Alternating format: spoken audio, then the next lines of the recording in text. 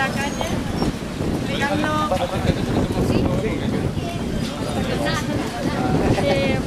con esto queremos explicar un poco qué hacemos aquí y qué queremos. Bueno, hoy martes 18 de marzo de 2015, la comunidad académica madrileña de las universidades públicas de Madrid salimos a la calle y a otros lugares de acceso abierto con los siguientes objetivos: apoyar la huelga de estudiantes convocada para la próxima semana y compartir su denuncia del decreto 3+2, que amenaza con encarecer aún más las ya intolerables tasas universitarias y reducir la plantilla laboral de las universidades públicas. Hola, podéis hacer. Denunciar el nuevo decreto de creación, reconocimiento y acreditación de universidades y centros universitarios impuestos sin un análisis riguroso en el que haya intervenido la comunidad universitaria. Exigir una drástica reducción del coste de las tasas universitarias e implementar una política de becas públicas general y suficiente, pues solamente una universidad accesible para toda la población es una universidad democrática y realmente útil a la sociedad. Mostrar abiertamente nuestra labor cotidiana para que la ciudadanía sea consciente de que no puede haber una sociedad democrática y avanzada sin una buena universidad pública y accesible sin discriminación alguna. Denunciar el estrangulamiento económico al que están sometiendo a las universidades públicas madrileñas las autoridades de la Comunidad de Madrid y el Estado central. Denunciar el intento de poner la universidad pública primero al servicio de las grandes empresas y bancos y después bajo su gobierno directo. Ayudadme un poco. Denunciar la merma de autonomía universitaria y el progresivo retroceso de los modelos de gestión y gobiernos participativos. Creemos que, por el contrario, se deben incrementar los mecanismos de participación democrática interna de cara a la necesaria renovación y mejora de la universidad. Exigir condiciones dignas y estables para la plantilla de las universidades públicas y centros de investigación. Exigir la gestión directa por parte de la universidad de los servicios de reprografía, cafetería y limpieza, garantizando condiciones dignas y estables para las trabajadoras y trabajadores. Exigir becas y contratos de investigación suficientes y en condiciones dignas para las y los investigadores en formación. Exigir el cese de los recortes en I+D+I y una financiación presupuestaria suficiente para alcanzar el objetivo del 2% del PIB en 2015. Exigir la derogación del decreto 14/2012 que conculca el principio constitucional de autonomía universitaria y mostrar un profundo rechazo a la nueva Ley Orgánica para la Mejora de la Calidad Educativa, también conocida como Ley Wert. Exigir una defensa coherente y digna de los organismos públicos de investigación y de las universidades públicas por parte de las autoridades académicas. Y, finalmente, exigir la rectificación inmediata de las políticas actuales por parte de las autoridades competentes, de acuerdo con lo expuesto en los puntos anteriores. Bueno, pues, damos comienzo a la jornada de la Uni en la calle por la tarde. Bueno, yo me imagino que me escucháis a viva voz, sin más. En este recinto que yo creo que tiene la virtud de ser tan inhóspito que reproduce más o menos lo que ocurre en las aulas de la universidad, con lo cual tomemos el lado bueno de la cuestión. Cuando me invitaron a participar en estas sesiones de las aulas en la calle, me preguntaron de qué quería hablar y yo dije que quería hablar de aquello de lo que suelo hablar últimamente, que quería fundamentar por qué pienso que las ideas libertarias son más actuales que nunca. Y esto es lo que en media hora o en 40 minutos voy a intentar transmitiros ahora mismo. He contado muchas veces que hace unos años, estando en compañía de dos profesores, colegas de ciencia política, en un momento determinado empezaron a discutir sobre el programa de una asignatura llamada Ideologías Políticas Contemporáneas. Y en determinada altura uno de ellos dijo que el anarquismo no correspondía a introducirla en ese programa, toda vez que no era una ideología política contemporánea. Yo, que no participaba de la conversación, me sentí en la obligación de darle la razón y dije, en efecto, no es una ideología política contemporánea, es una ideología política del futuro. O lo es, al menos a los ojos de aquellos que pensamos que el capitalismo se va adentrando a marchas forzadas en una etapa de corrosión terminal que nos acerca al colapso. En ese escenario mental, la defensa de sociedades articuladas desde abajo, desde la autoorganización, desde la autogestión, desde la acción y la democracia directa, me parece que es una de las pocas salidas que tenemos ante un escenario mucho más tétrico de lo que la lectura normal que se hace entre nosotros invita a concluir. A efectos de justificar esta tesis general, ¿cuál es la primera observación que quiero hacer? La propuesta libertaria plantea inexorablemente una discusión sobre la democracia. No sé si la palabra democracia no empezará a estar tan gastada que haríamos bien en buscar otra nueva para retratar lo que queremos significar, por ejemplo, cuando hablamos de la democracia directa. En cualquier caso, los términos de la crítica libertaria de la democracia liberal son fáciles de establecer. La democracia liberal se asienta en un escenario marcado por la desigualdad. Obedece, en realidad, al propósito fundamental de ratificar esa desigualdad. En segundo término, bebe de mayorías artificiales que son el producto de procedimientos muy tramados encaminados a distorsionar lo que son las adhesiones de la población. En tercer término, en su trastienda operan formidables corporaciones económico-financieras que son las que al final dictan las reglas del juego importantes. Agrego un dato más. Cuando las cosas vienen mal dadas, la democracia liberal no duda en hacer uso de la fuerza a través de la represión que conocemos en nuestras calles o a través de golpes de Estado asestados en países pobres que tienen la mala fortuna de disponer de materias primas razonablemente gozosas. De esta crítica libertaria de la democracia,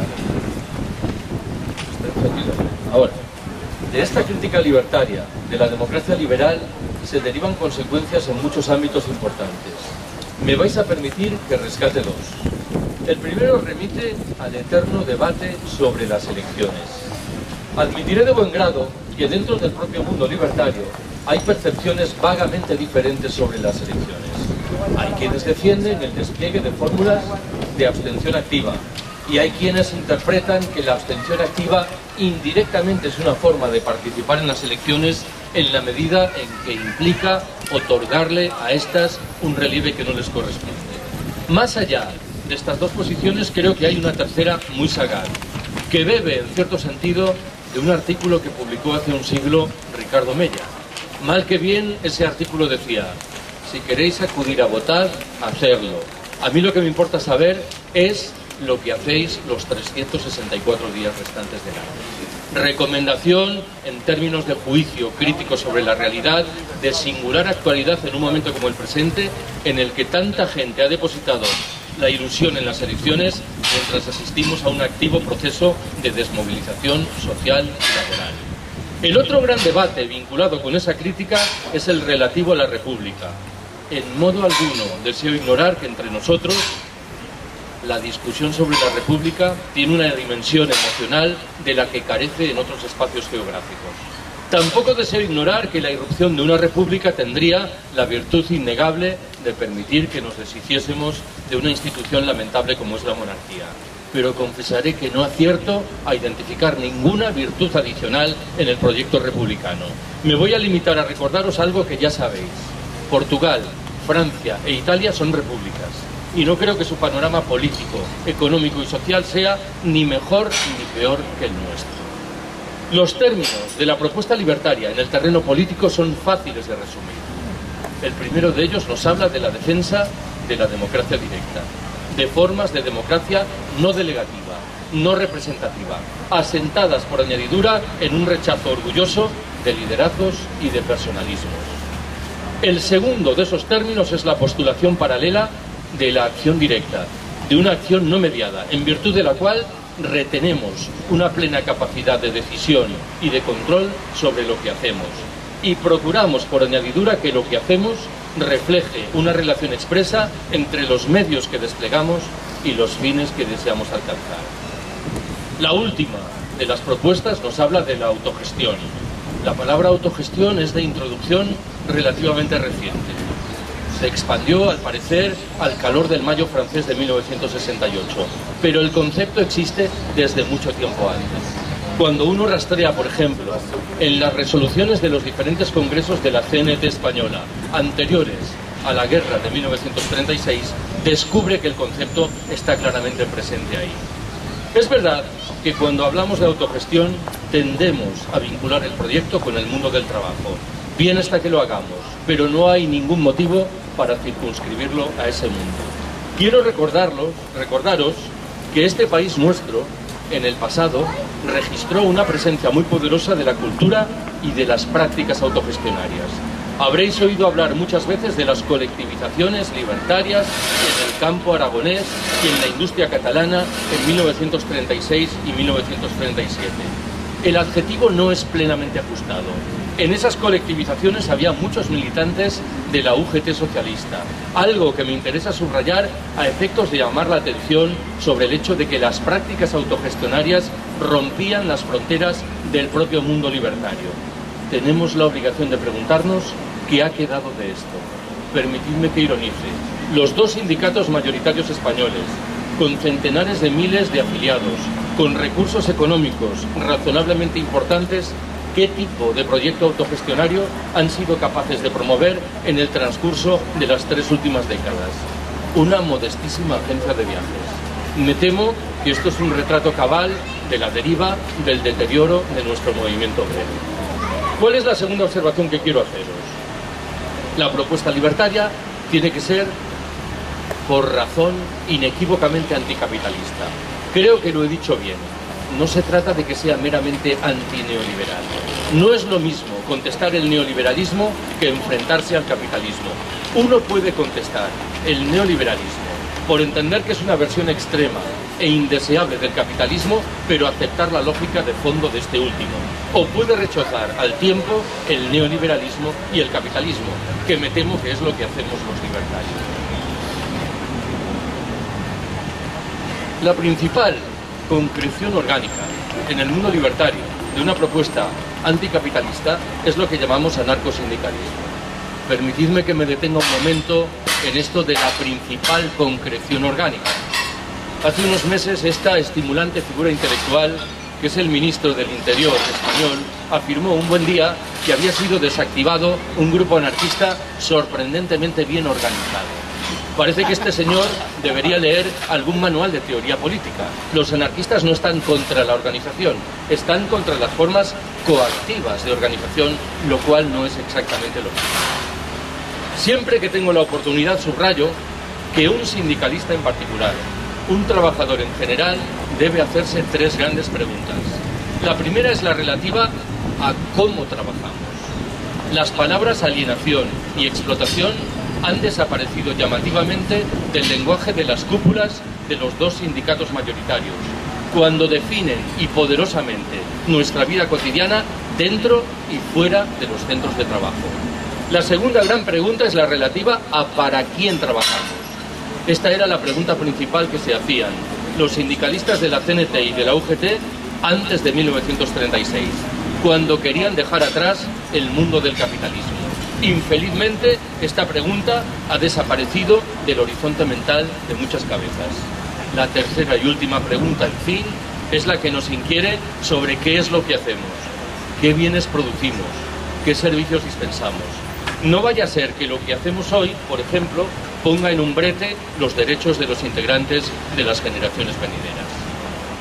Formulo una tercera observación. La propuesta libertaria plantea también inexorablemente una discusión sobre la institución Estado. Creo que en este caso debemos huir de 2 tentaciones que están ahí. La primera asume la forma de una obsesión tal con la institución Estado que perdamos un tanto el rumbo en lo que respecta a su significado. Hay muchas formas de alienación y de explotación que no pasan o no pasan necesariamente por la institución Estado. Al margen de lo anterior, si asumimos de buen grado que el Estado es un aparato al servicio de la clase dominante, tendremos que preguntarnos por los otros mecanismos que utiliza esa clase dominante para preservar su condición de privilegio. Me preocupa mucho más, sin embargo, la segunda tentación, que bebe de una genuina superstición, la de que el Estado es una institución que por definición nos protege. Una percepción que surge de la filosofía de la socialdemocracia claudicante y del sindicalismo de facto. A efectos de contestar esa superstición, lo primero que tenemos que hacer es recordar la dimensión represiva, militar, policial, burocrático, carcelario, autoritaria, propia de la institución Estado, fácilmente perceptible en nuestras calles. Pero asumiré sin mayor problema que el principal debate que remite a esta discusión es el que hace referencia a los llamados estados del bienestar. No sé si habéis reflexionado en algún momento sobre esta curiosa expresión que embellece gratuitamente la realidad correspondiente. Los términos de la crítica libertaria de los estados del bienestar creo que son fáciles de enunciar. El primero de ellos subraya que los estados del bienestar son formas de organización económica y social propias y exclusivas del capitalismo, por completo desconocidas fuera de este. En segundo lugar, dificultan hasta extremos inimaginables el despliegue de prácticas de autogestión desde abajo. En tercer término, no han venido a liberar, como anunciaban, a tantas mujeres que son víctimas hoy de una doble o de una triple explotación. En cuarto término, no tienen ninguna condición ecológica sostenible, tanto más cuanto que surgieron en un momento la llamada era del petróleo barato, que visiblemente ha llegado a su fin. En quinto y último término agregaré que no muestran ninguna actitud solidaria con los habitantes castigados, explotados y marginados de los países del sur. Conviene que no se malinterprete lo que acabo de decir. Yo no estoy pidiendo a un anciano que renuncie a su pensión o a la atención que le dispensan en un ambulatorio de la Seguridad Social. Los libertarios no estamos en contra de lo público. Lo que hacemos es etiquetar nuestra defensa de lo público y defender lo público autogestionado y socializado. Lo digo de la mano de un ejemplo personal. Hace varios años se produjeron movilizaciones estudiantiles, bien lo sabéis, contra la llamada Ley Orgánica de Educación, la LOE. Cuantas veces tuve la oportunidad, al calor de esas movilizaciones, me pronuncié a favor de una enseñanza pública, universal, gratuita, laica y de calidad. Pero un buen día, mientras enunciaba toda esta retahíla, recordé que cuando yo era un joven estudiante universitario, hace muchos años, criticábamos agriamente la enseñanza pública por entender que era un mecanismo central de reproducción de la lógica del capital. Y ojo que no íbamos desencaminados.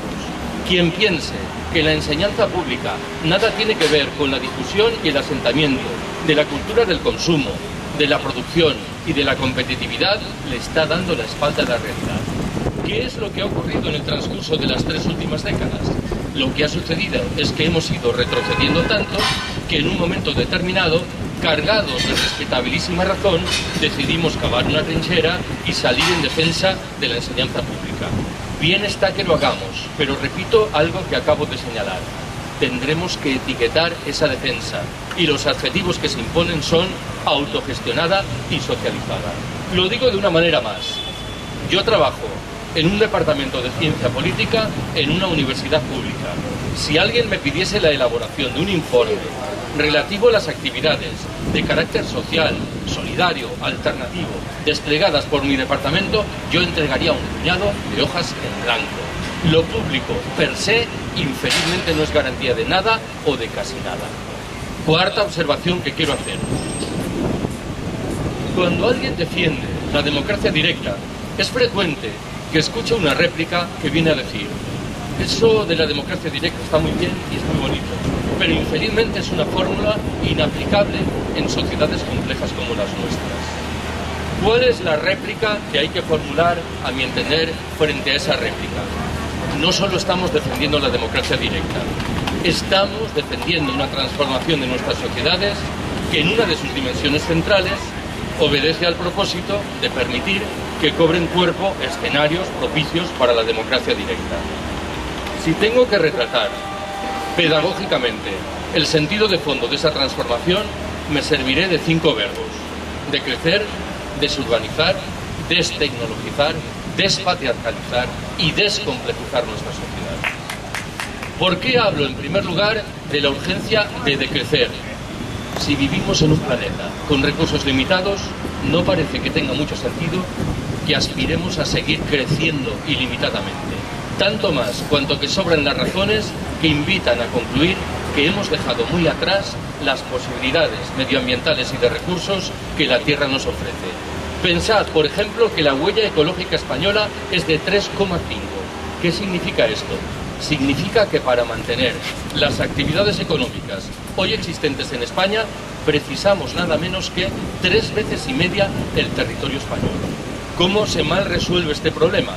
A través de una presión inaudita ejercida sobre los derechos de los integrantes de las generaciones venideras y a través de una presión no menos inaudita desplegada sobre los derechos de muchos de los habitantes de los países del sur. En este sentido, en el norte opulento tenemos que reducir nuestros niveles de producción y de consumo, pero tenemos, más allá de lo anterior, que recuperar la vida social que hemos ido desperdigando, que buscar fórmulas de ocio creativo, que apostar por el reparto del trabajo, que reducir las dimensiones de muchas de las infraestructuras que empleamos, que restaurar la vida local y que, en el terreno individual, procurar fórmulas de sobriedad y de sencillez voluntaria.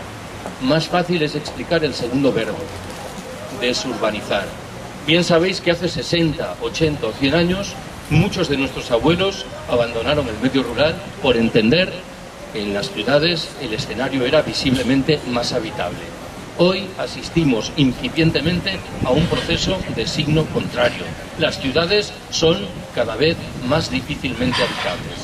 Creo que en la cabeza de las gentes que mantienen conciencia de los riesgos del colapso salta a la vista que una de las pocas salidas que tenemos pasa por recuperar muchos de los elementos de sabiduría popular que atesoran nuestros campesinos viejos y muchas de las prácticas que cobran cuerpo en el medio rural. Permitidme que en este terreno ironice. Frente a un nombre simbólicamente interesante como es Ganemos Madrid, yo sospecho que deberíamos oponer el de Perdamos Madrid. Una ciudad con 5 millones de habitantes es difícilmente sostenible y tenemos que tomarnos este debate en serio. El tercer verbo que empleé es el verbo destecnologizar. Asumiré de buen grado que incorpora cierta dimensión provocadora.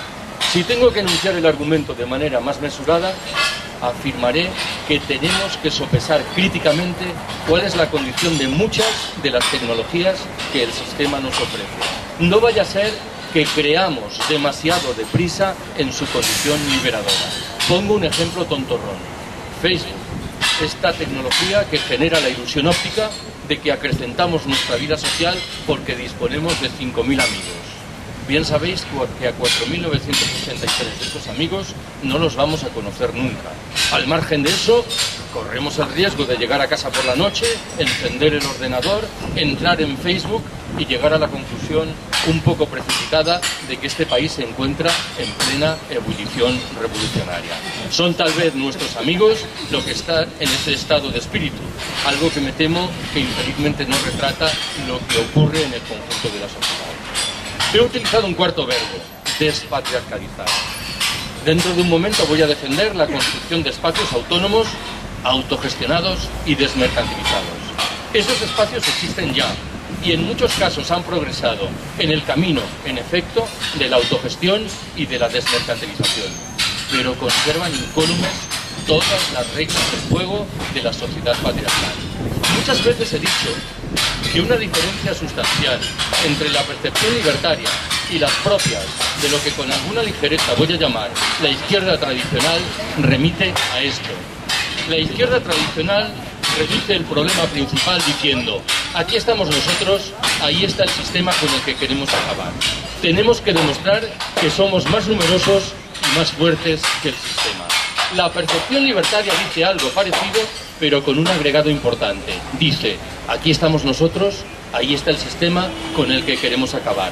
Tenemos en efecto que demostrar que somos más fuertes y más numerosos que ese sistema, pero nunca podemos olvidar que formamos parte indeleble de ese sistema, con lo cual su lógica ejerce una influencia poderosísima en nuestra conducta cotidiana.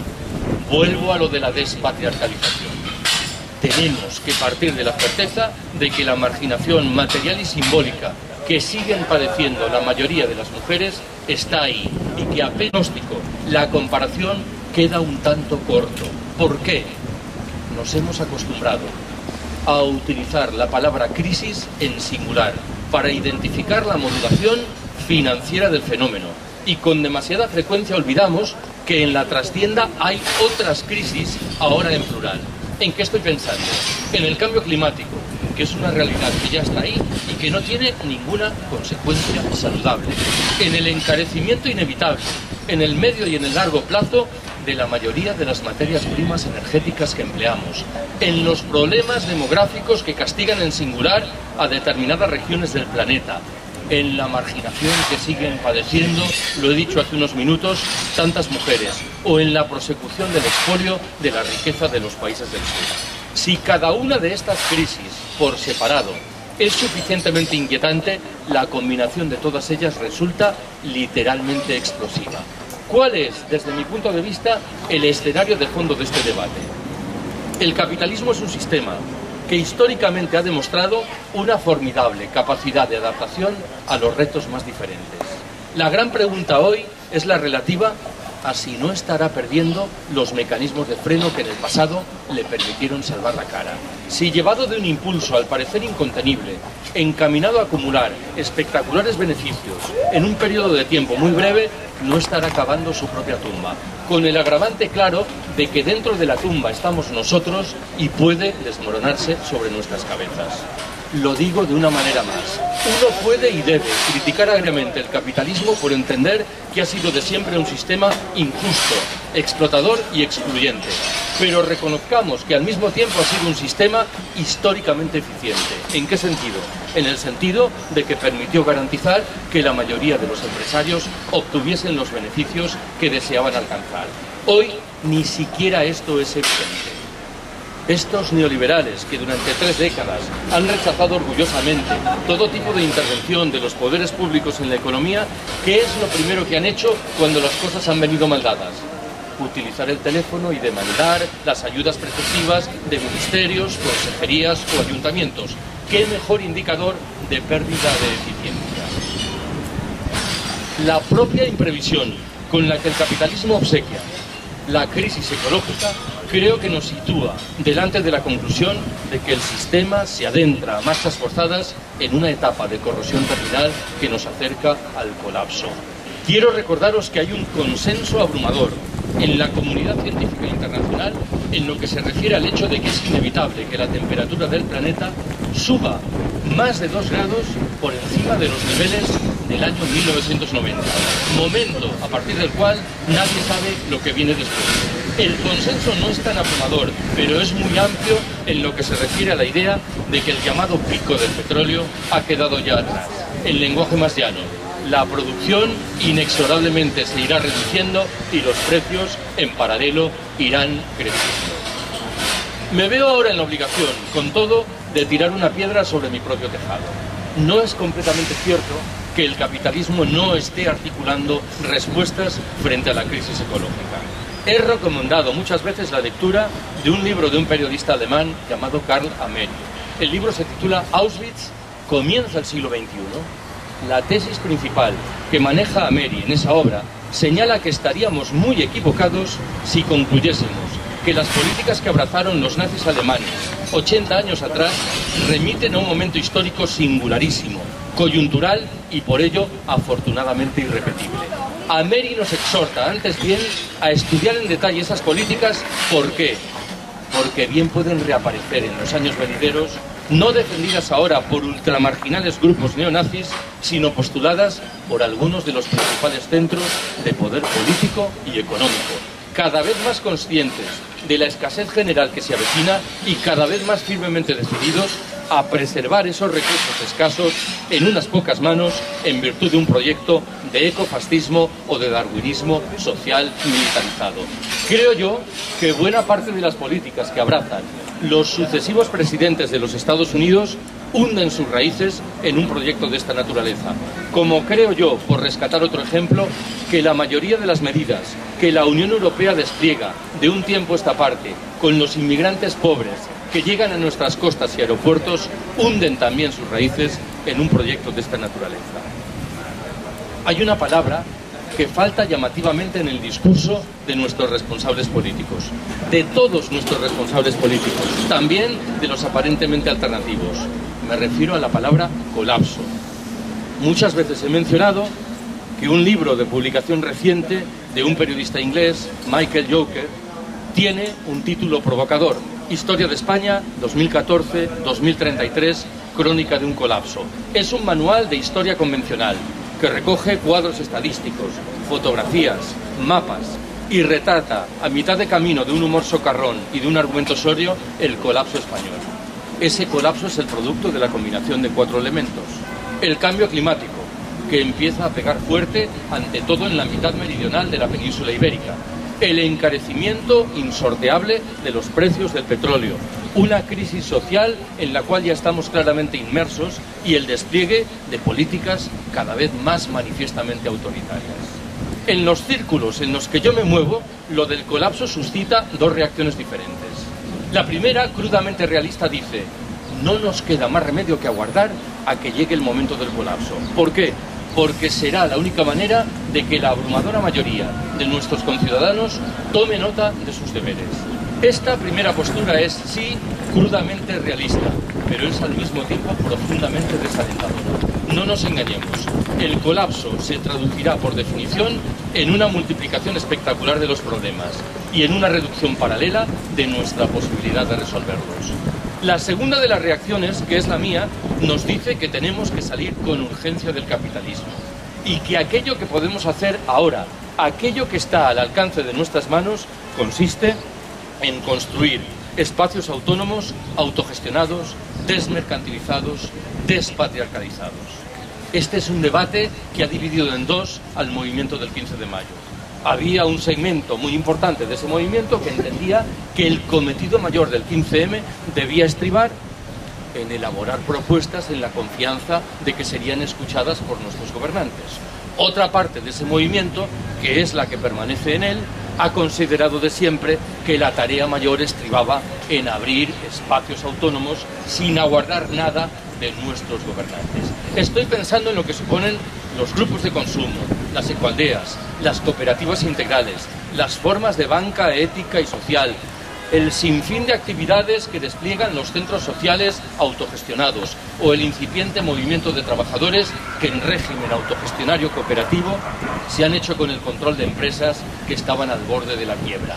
Creo que la tarea más inmediata en este terreno ahora consiste en trabajar por la federación de esas iniciativas y por acrecentar su dimensión de confrontación con el sistema. Acabo. Me interesa llamaros la atención sobre 2 ideas finales. ¿Qué dice la primera? Hay una crítica vertida sobre el mundo libertario que merece ser escuchada porque plantea una discusión interesante. Dice: los libertarios sois muy sagaces a la hora de criticar el orden existente, pero no lo sois tanto a la hora de trasladar a la práctica vuestras ideas. Es verdad. Hace unos minutos recordaréis que señalé cómo estas maquinarias formidables que son nuestros 2 sindicatos mayoritarios no han apostado en momento alguno por ningún proyecto de cariz autogestionario. Tendríamos que preguntarnos los libertarios si hemos estado a la altura de las circunstancias o si por el contrario, y como me temo, también nuestra conducta refleja carencias básicas. Hay un concepto que manejaban nuestros abuelos y bisabuelos anarquistas y anarcosindicalistas que creo merece ser rescatado. Me refiero a eso que llamaban la propaganda por el hecho. ¿Qué interpreto que nos querían decir? Nos estaban diciendo: está muy bien organizar charlas, publicar revistas, editar libros, convocar manifestaciones y concentraciones, pero lo más interesante que podemos hacer consiste en llevar a la práctica, en la economía y en la sociedad real, nuestras ideas. Es verdad, para decirlo todo, que si aquí estuviese alguno de esos abuelos o bisabuelos que acabo de mencionar, probablemente percibiría con algo de recelo la propuesta de construcción de espacios autónomos que acabo de transmitiros. Diría: en mi época, lo que nosotros hacíamos directamente era expropiar el capital. He señalado muchas veces que, a mi entender, el momento simbólicamente más glorioso de la historia española del siglo XX se produce cuando en un pequeño pueblo de Aragón los anarquistas locales, o quienes fueren, poco me importa, deciden declarar el comunismo libertario. ¿Qué es lo primero que hacen? Queman el registro de la propiedad. Ahí no había ni trampa ni cartón. Infelizmente nosotros no estamos en condiciones de asumir un movimiento tan férreo, tan orgulloso y tan ambicioso como ese. Con lo cual, entiendo que esos espacios de autonomía deben responder a la vocación de ser un fermento para ir a más. Segunda de las conclusiones que os prometía. De un tiempo a esta parte me encuentro inmerso en una lucha sin cuartel contra los proyectos realistas.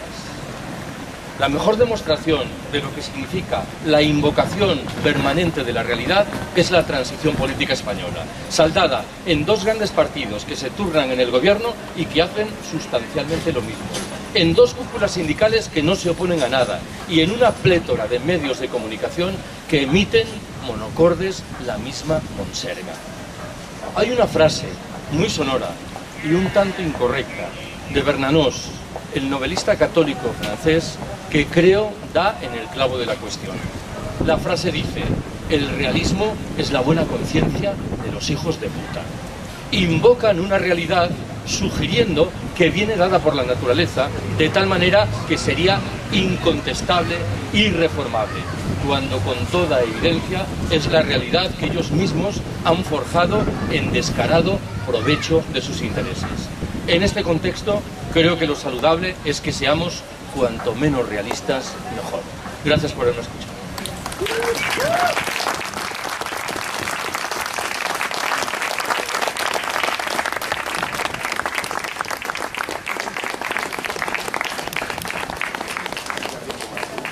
Pues se abre un turno de palabras o de intervenciones.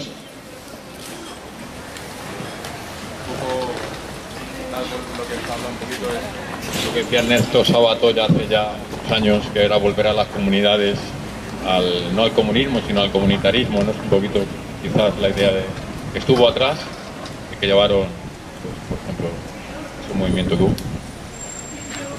Bueno, es una de las dimensiones, entre varias, de lo que sospecho que debemos hacer.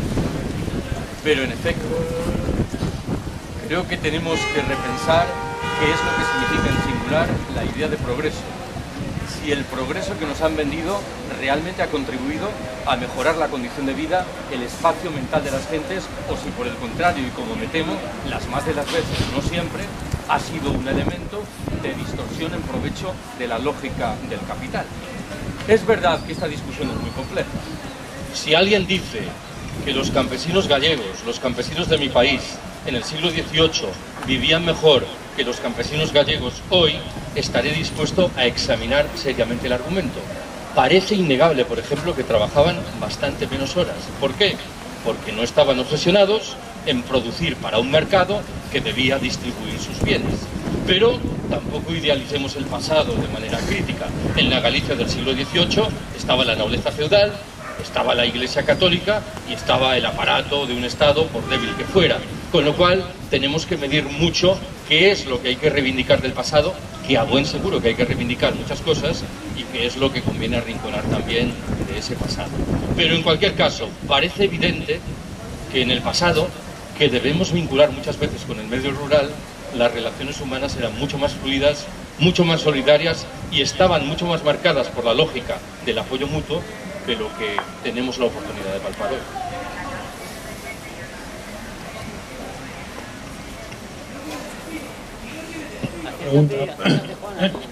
Sí, no, aquí soy yo.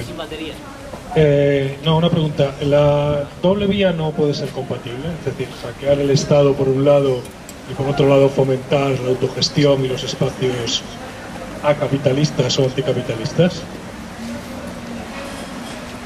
Yo no tengo ninguna solución mágica para nada. Decía que no tengo ninguna solución mágica para nada y no estoy en condiciones de darle lecciones a nadie, pero la respuesta desde mi punto de vista es no. No es posible la doble vía. Entre otras cosas, porque quienes creen hackear el Estado son sistemáticamente hackeados por el Estado. La idea de que el Estado es un aparato neutro al servicio de quien quiera utilizarlo en provecho de las perspectivas más diferentes, entre ellas las emancipadoras, me parece que es una superstición. En este caso, una lectura muy recomendable es la crítica del programa de Gotha de Karl Marx, que refleja con mucha claridad la perspectiva de que el Estado no es una institución neutra al servicio de quien quiera emplearla. Acaba por modelar a quien cree controlar el Estado. Pero al margen de lo anterior, desde mi punto de vista, la lógica de la autogestión, por definición, es hostil a la lógica del Estado. Y esto se materializa objetivamente en los programas de las fuerzas políticas. Pongo dos ejemplos. Los programas de Izquierda Unida o de Podemos, en el caso de que existe, no son programas que defiendan la lógica autogestionaria. Remiten a perspectivas distintas, que son muy respetables, que plantean el horizonte de que desde las instituciones se transforma la sociedad. Repito, esto es muy respetable, pero la lógica de la autogestión es diferente. Es una lógica de construcción de la sociedad desde abajo. Y me temo que cuando alguien no está defendiendo algo, la autogestión, por ejemplo, es difícil creer en la perspectiva de que se puede combinar la acción institucional y algo, la autogestión, que no se está defendiendo. Pero en cualquier caso, cada cual es muy libre de defender lo que estime conveniente.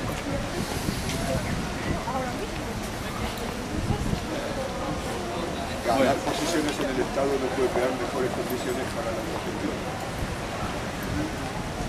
Pregunta Héctor si cavar posiciones en el Estado no puede crear mejores condiciones para la autogestión. ¿Algún ejemplo de esto?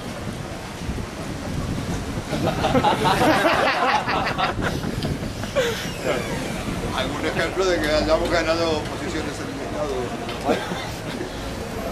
Uruguay, no. Uruguay tiene un presidente que era muy majete, pero lo que había en la sociedad uruguaya eran transgénicos. No nos engañemos.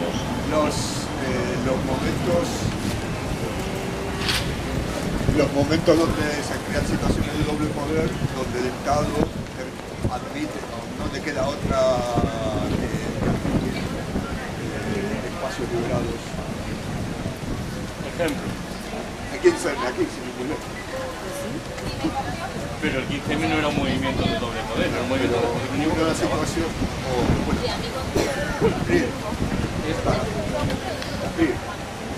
Tacrir. Pero Tacrir no es un proyecto de autogestión. No era un proyecto de autogestión, pero una situación donde